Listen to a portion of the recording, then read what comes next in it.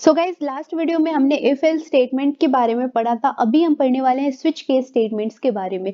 तो switch case जो है वो भी कंडीशनल स्टेटमेंट ही है, ठीक है। कंडीशनल स्टेटमेंट पार्ट 2 इसको समझ लो। तो कंडीशनल स्टेटमेंट्स जो होते हैं वो दो टाइप के होते हैं, एक स्विच केस और दूसरा हो गया तुम्हारा इफ एल्स। तो इफ एल्स जो है वो हमने पढ़ लिया था, अब हम पढ़ रहे हैं switch case which is very much similar. दोनों का पर्पस जो होता है वो सेम ही होता है, ठीक है। बस इसका कुछ सिंटैक्स अलग है और ये हम यूज करते हैं जब हमारे पास बहुत ज्यादा सिचुएशंस होते हैं, बहुत ज्यादा केसेस होते हैं, क्योंकि इफेल्स में हमें बहुत कुछ लिखना पड़ जाता है, लाइक बहुत बड़ा बड़ा सिंटैक्स ज्यादा हो जाता है, राइट। तो उस चीज को बचाने के लिए कभी कभी हम ये यूज करते हैं। तो चलो फिर देखते हैं क्या है। इसमें मैंने एक बहुत सिंपल सा स्वीट सा एग्जाम्पल लिया है जो शायद तुम्हें फिर पसंद आए। एनीवे, देखते हैं क्या है। तो मान ले रहे कि तुम अपने छोटे भाई बहन को पढ़ाने बैठे हो, ठीक है। वो बहुत छोटा है, छोटा सा बच्चा है, 3-4 साल का। उसको तुम डेज के बारे में बता रहे हो कि वीक में कौन सा डे कब आता है, वो तुम उसको सिखा रहे हो, ठीक है। तो फिर तुमने उसको बोला कि अच्छा, तुम मेरे को कोई सा भी नंबर बोलो कि इस नंबर पे कौन सा डेट डे आता है और मैं तुम्हें बताऊंगा कि वीक में। जैसा फर्स्ट डे हो गया संडे, तो अगर वो बच्चा बोलेगा कि 1, तो तुम बताओगे उसको संडे। अगर वो बोलेगा सेकंड डे कौन सा होता है, तुम बताओगे मंडे। अगर वो पूछेगा कि भैया वीक का थर्ड डे क्या होता है, तो तुम बोलोगे ट्यूसडे, राइट। अगर दीदी हो तो दीदी में घुस जाना यार, जो भी हो। एनीवे तो आ जाते हैं इधर। तो यहाँ पे बच्चा को बोल रहे हो तुम कि तुम enter the day of the week, तो तुम्हें जिस डे के बारे में भी जानना है वो मुझे बताओ। एंड ऑफ कोर्स अब तुम ये तो नहीं बोल सकते हो कि साढ़े तीसरा दिन कौन सा होता है, राइट। पहला डे कौन सा होता है, दूसरा डे, ऐसे ही होगा। तो इंटीग्रल ही होगा, तो इसलिए हमने फिर से लिखा है int a is equals to S C dot next int. ये चीज तो पता है, यूजर इनपुट ले रहे हैं इसलिए, राइट। अब यहाँ पे यूजर हो गया है तुम्हारा छोटा भाई बहन, वो बच्चा, जो तुम्हें बताएगा कि अच्छा पहला डे कौन सा होता है, दूसरा डे कौन सा होता है, वो तुमसे पूछ रहा है, राइट। तो ए उसकी मर्जी पे डिपेंड करता है, तो यहाँ पे इसलिए हमने यूजर इनपुट लिया है। Next switch statement. Switch statement में हमने ए पास करा दिया है। ए तो हमारा वेरिएबल है और ये डिपेंड करता है कि बच्चा क्या हमसे पूछ रहा है। वो केस केस पे डिपेंड करता है, राइट। अगर उसका केस है 1, मतलब अगर वो बच्चा बोल रहा है कि फर्स्ट डे क्या होता है वीक का, तो ऑब्वियसली केस हो गया 1, तो यहाँ पे ए की वैल्यू 1 हो जाएगी। अगर वो बच्चा बोल रहा है अच्छा seventh day of the week कौन सा आता है, तो यहाँ पे ए की वैल्यू जो है वो 7 हो जाएगी। तो डिपेंड कर रहा है, राइट। सब कुछ डिपेंड कर रहा है वो बच्चा किस चीज कौन से डे के बारे में पूछ रहा है, राइट। बच्चा कौन सा नंबर हमें दे रहा है, तो जो भी नंबर वो दे रहा है उस पे अगर सब कुछ डिपेंड करता है तो उसको हम स्विच स्टेटमेंट में लिखते हैं। तो इसका सिंटेक्स जो है वो तो ऑलरेडी दिख रहा है कि स्विच लिखते हैं और इसके बाद ब्रैकेट में तुम उस कंडीशन को पास कर देते हो जो भी है। तो यहाँ पे हमने ए लिख दिया। नेक्स्ट केसेस क्या क्या पॉसिबल हैं। तो पहला केस हो सकता है कि वो बच्चा बोले भैया first day of the week sorry क्या होता है। तो अगर वो 1 बोला तो तुम्हें समझ आ गया कि ये 1 क्या है, ये 1 कुछ नहीं है, ये ए की वैल्यू है, ठीक है। तो केस के बाद हम वही चीज लिखते हैं जो यहाँ पे रिक्वायर्ड हो। तो केस 1, तो अब वो 1 बोलेगा तो तुम उसे बताओगे ना कि Sunday is the first day of the week, right. तो तुम उसको बता दिए कि संडे। उसके बाद ब्रेक। अब ब्रेक यहाँ हमने क्यों लिखा है, तो देखो ब्रेक, एक ब्रेक और कंटिन्यू, ये दो बोल सकते हो कि कीवर्ड्स हैं, ठीक है, जो हम यूज करते हैं कंट्रोल करने के लिए चीजों को। अब यहाँ मैंने ब्रेक लिख दिया, मतलब क्या हुआ कि बस हमें आगे बढ़ने की जरूरत नहीं है। लास्ट वीडियो में मैंने बताया था कि जावा जो है, जावा प्रोग्राम वो लाइन बाय लाइन चलता है। पहले ये लाइन पास होगा, फिर ये, फिर ये, फिर ये, मतलब लाइन बाय लाइन ही चल रहा है, ठीक है। तो सबसे पहले क्या होगा कि पहले तुम अपने भाई बहन जो भी है उसको बोलोगे कि बाबू बताओ तुम्हें कौन से डे के बारे में जानना है, पहले ये होगा। उसके बाद वो बाबू बोलेगा कि उसको कौन से डे के बारे में जानना है, राइट।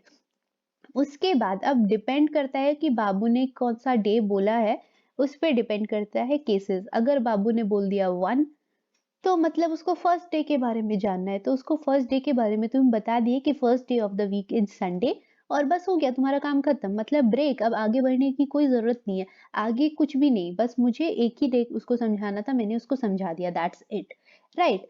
अब देखो, अगर 1 ना बोल करके बाबू तुम्हारा 5 बोला तो क्या हुआ कि तुम्हें फिफ्थ केस तक जाना पड़ेगा। बट जावा प्रोग्राम जो है वो लाइन बाय लाइन चलता है, तो वो सारे ऊपर वाले को देखता जाएगा। पहले वो 1 पे आके चेक करेगा कि क्या बाबू ने 5 बोला है, तो यहाँ पे तो 1 है, तो मतलब बाबू ने ये बोलने के लिए नहीं बोला है, तो आगे बढ़ जाओ। यहाँ पे ब्रेक स्टेटमेंट काम नहीं करेगा। ब्रेक स्टेटमेंट यहाँ पे इसलिए काम नहीं करेगा क्योंकि जो सिचुएशन बाबू ने दिया है वो ये नहीं है। बाबू ने 5 बोला था और यहाँ पे 1 है, राइट। तो ये नहीं होगा, वो आगे बढ़ जाएगा नेक्स्ट लाइन। नेक्स्ट लाइन में यहाँ पे 2 है, which is again not the case, right, which is again not the desired case. तो डिजायर्ड केस जो है हमारा वो 5 है। तो हम फिर से नीचे आएँगे तो मंडे तो हम उसको बोल नहीं सकते ऑब्वियसली, क्योंकि हमारा जो कंडीशन है वही फ़ॉल्स हो गया है, 2 हमारा केस नहीं है। फिर हम नीचे आके देखेंगे कि 3, तो 3 भी नहीं है, राइट? तो हम ट्यूसडे भी नहीं बोलेंगे, बच्चे को गलत इन्फॉर्मेशन थोड़ी देंगे। फिर नीचे आके देखेंगे 4, तो 4 भी उसने नहीं बोला था, मतलब उसे वेडनेसडे के बारे में भी नहीं जानना है। तो हम उसे फिर कुछ नहीं बोलेंगे और नीचे आ जाएँगे। अगेन यहाँ पे ब्रेक स्टेटमेंट काम नहीं कर रहा है, बिकॉज़ सिचुएशन जो है वो ट्रू अभी तक नहीं हुई है। क्या बाबू ने 5 बोला था? हाँ, तो बस हम खुश होके बोलेंगे कि 5th day of the week is nothing but Thursday. उसके बाद बस बाबू को जो चाहिए था हमने बता दिया, बस हमारा काम हो गया, मतलब ब्रेक। अब यहीं पे रुक जाना है, अब हम आगे नहीं जाएँगे। अब हमें फ़र्क नहीं पड़ रहा है कि और कितने सारे केसेज़ हमने लिखे हुए हैं, उन केसेज़ को हम नहीं देखेंगे, हम यहीं पे सिंपली रुक जाएँगे, राइट? अब देखो, मान लेते हैं कि तुम्हारा बाबू जो है ना वो थोड़ा-सा बदमाश है। उसको तुमने पहले ही बोल दिया है कि 1 से लेके 7 तक ही बोलना है। पर छोटा बच्चा है, थोड़ा इरिटेटिंग है, उसने बोल दिया, अच्छा भैया 10th day of the week क्या होता है? तो 10th day of the week तो कुछ नहीं होता है, राइट? तो तुम बोलोगे ठीक है, तो यहाँ पे A की वैल्यू क्या आई? 10। तुम एकदम से केस बाय केस पूरा चेक करते जाओगे, क्या ये 10 है? नहीं। नीचे आओगे, क्या 10 है? तो नहीं। इस तरह से तुम आ जाओगे 7 तक। तुम्हें अभी तक कोई 10 नहीं मिला, तो ऑब्वियसली ब्रेक नहीं होगा, तुम नीचे आए। ठीक है, मतलब तुम्हारे सारे के सारे केसेस जो हैं वो फेल हो गए, तो डिफ़ॉल्ट है। डिफ़ॉल्ट उस वक़्त लगता है, इट इज़ जस्ट लाइक तुम्हारा एल्स, राइट? ये उस वक़्त लगता है जब तुम्हारे सारे के सारे कंडीशंस जो है वो फॉल्स हो गए होते हैं। तो ऑब्वियसली बाबू ने 10 बोला है, तो 1 से लेके 7 तक में वो कहीं नहीं आया है, राइट? तो वो कहीं नहीं आया है, मतलब सारे के सारे कंडीशंस जो हैं वो तुम्हारे फेल हो चुके हैं, तो कहीं ब्रेक अभी तक लगा नहीं है। अब हम नीचे आएँगे और बच्चे को बोल देंगे कि ऐसा कोई दिन एग्ज़िस्ट ही नहीं करता है, नो सच डे एग्ज़िस्ट, और यहाँ पे हम ब्रेक नहीं लगाते हैं। ऑब्वियसली यहाँ ब्रेक लगाने की कोई ज़रूरत ही नहीं है, हमने पूरा कर लिया और बस हमारा प्रोग्राम यहाँ पे खत्म हो जाता है। तो डिफ़ॉल्ट हमेशा हम लास्ट में लिखते हैं, सारे केसेज़ के बाद हम डिफ़ॉल्ट लिखते हैं। जैसे इफ एल्स में हमने क्या किया था, पहले वाले में तो इफ लिखते, उसके बाद else if, else if, else if, तो एल्स इफ जितनी बार चाहे लिखते थे और लास्ट में जाकर के हम एल्स लिखते थे। सेम चीज़ है, यहाँ पे पहले सारे केसेज़ हम लिख देते हैं एंड लास्ट में आके डिफ़ॉल्ट लिखते हैं और डिफ़ॉल्ट में हम उसे बता देते हैं कि तुमने जो भी कंडीशन दिया वो फ़ॉल्स है। वो मतलब हमारे किसी भी कंडीशन से मैच नहीं कर रहा है, तो ऐसा कोई दिन एग्ज़िस्ट नहीं करता है। वीक में 7 ही दिन होते हैं, तुम्हें अब 10th डे के बारे में जानना है, तो ऐसा कोई दिन एग्ज़िस्ट ही नहीं करता है। तो चीज़ शायद तुम समझ गए, अब हम इसको करेंगे रन। 2 बारी 3 बारी रन करा के दिखा देती हूँ, देख लोगे। तो अब बच्चे से वो पूछा गया कि कौन-सा दिन के बारे में जानना है, उसने बोल दिया 6th डे। अब 6th डे हमारा क्या है, फ्राइडे, राइट? तो देखो तुमने बोल दिया कि फ्राइडे, फाइन। इस तरीके से अब बच्चा कुछ भी बोल सकता है, तो वही मान लेते हैं बच्चा थोड़े से बदमाशी के मूड में आ गया है। अब बच्चे से पूछा गया कौन से डे के बारे में जानना है, वो बोल दिया 45th डे। ठीक है, तो ऑब्वियसली तुम्हारे वीक में तो 45th डे होता ही नहीं है, वीक में तो ऑब्वियसली 7 ही दिन होते हैं। तो तुमने उसे बोल दिया कि ऐसा कोई दिन एग्ज़िस्ट नहीं करता है, निकलो यहाँ से, मेरा दिमाग मत खाओ, राइट?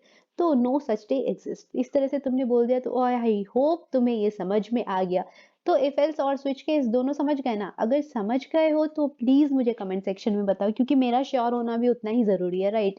तो तुम मुझे आराम से बताओ, बाकी कल से हम पढ़ने वाले हैं लूप्स के बारे में। तो चिंता नहीं करना है, कल से हम बहुत आराम-आराम से ऐसे ही सिंपल स्वीट एग्ज़ाम्पल्स के साथ लूप्स भी पढ़ लेंगे।